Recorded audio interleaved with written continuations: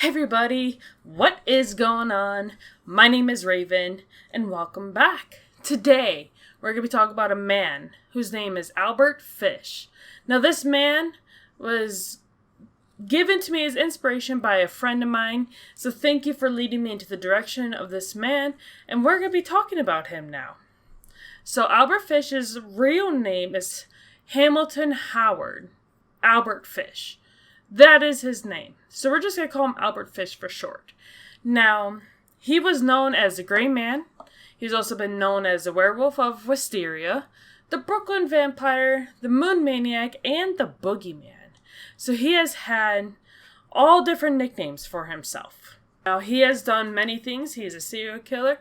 He has killed children. He has done horrible things with those children.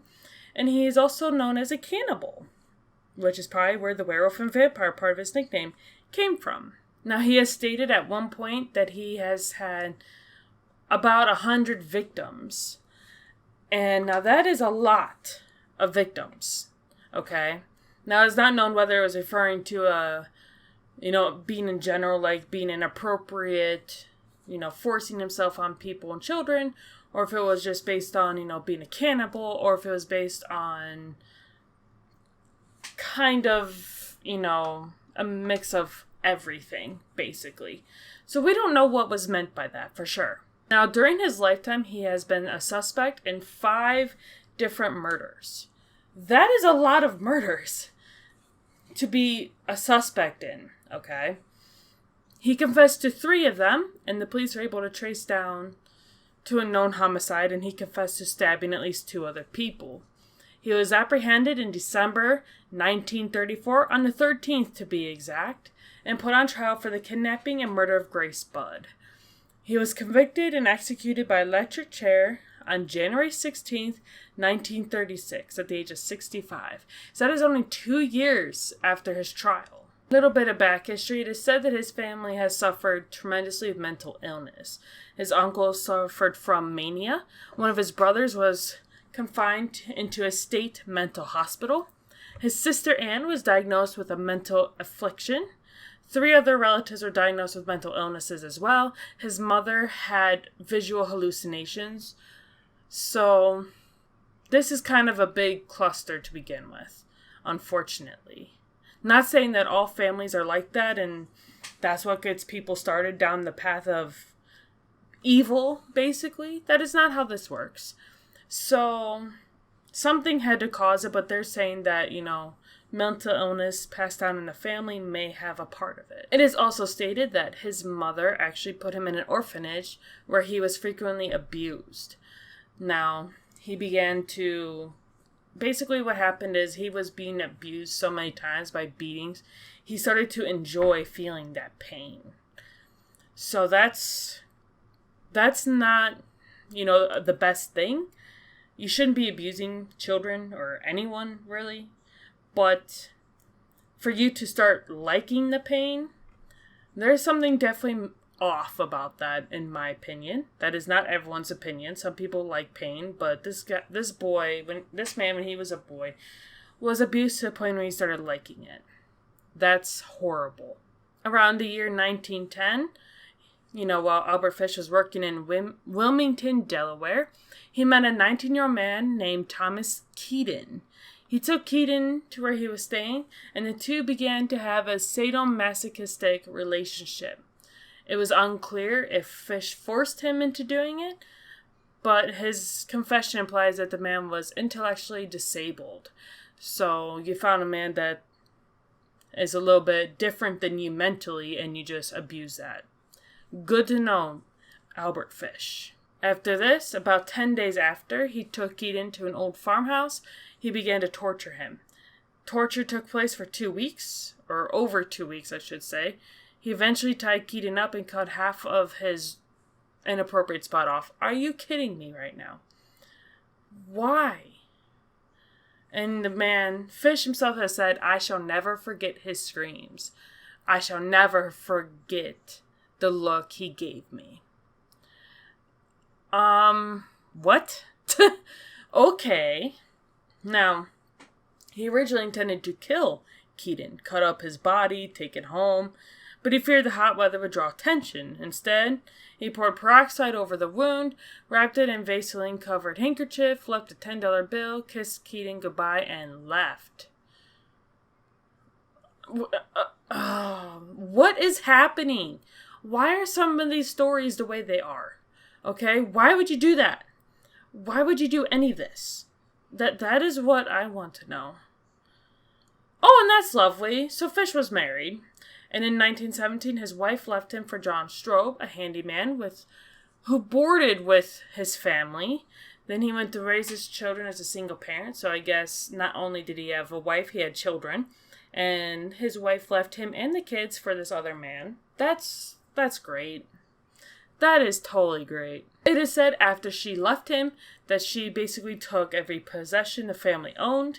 And then he began to have auditory hallucinations after that. He once wrapped himself up in carpet, saying that he was following the instructions of John the Apostle. Now, for those who do not know who it is, Saint John the Beloved was one of the 12 apostles of Jesus according to the New Testament. So, generally listed as the youngest apostle, he was a son of Zebedee and Salome. Okay, I'm not going to get into all the religious stuff. If you guys want to know, you guys can look into it. Okay? It was about this time the Fish began to indulge in self-harm. He would put needles into his no-no places and into his abdomen. After his arrest, x-rays revealed the Fish had at least 29 needles lodged into his pelvic region, which is, again, no-no place.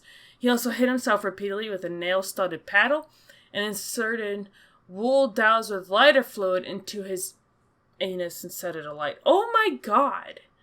What is happening? What am I learning right now?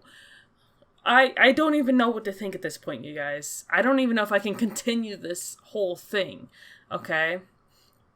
While Fish was never thought to have physically attacked or abused his children, he did encourage them and their friends to paddle his butt. Oh my god. So you're teaching the kids to abuse you. Yeah. I absolutely do not know what to think as of this point. This is becoming a whole lot darker than I had expected. Oh my goodness.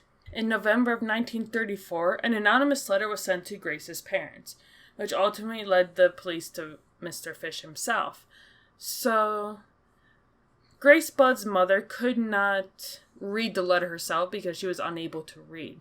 So her son had to read it to her.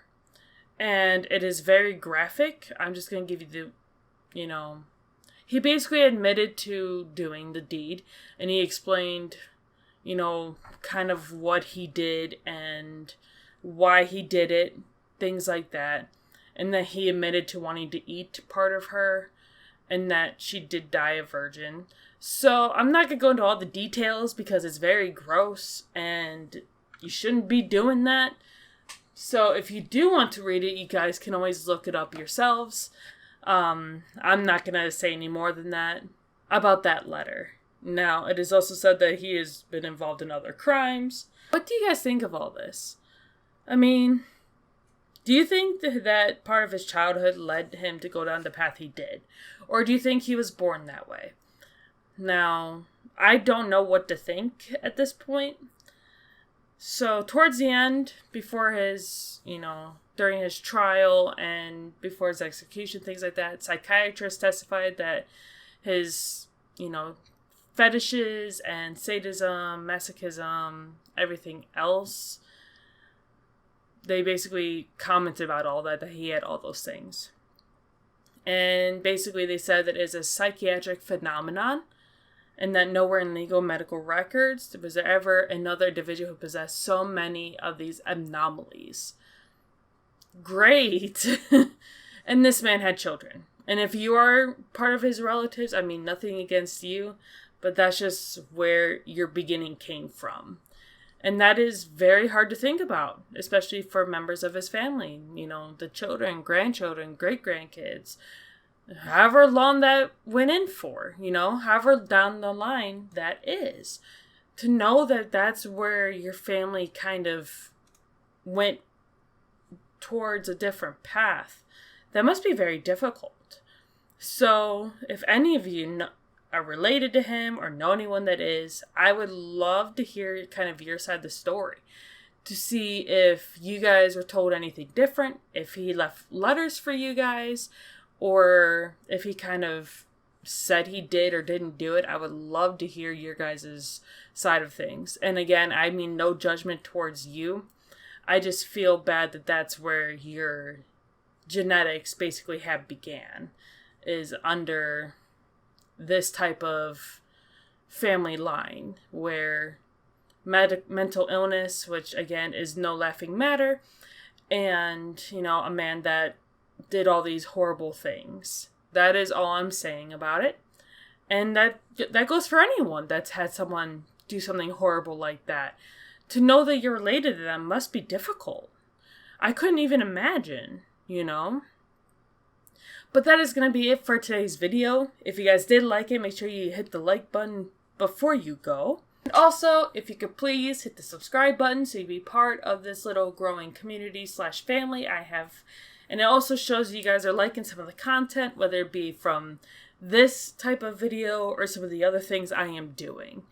And I hope to see you all in the next video. Bye!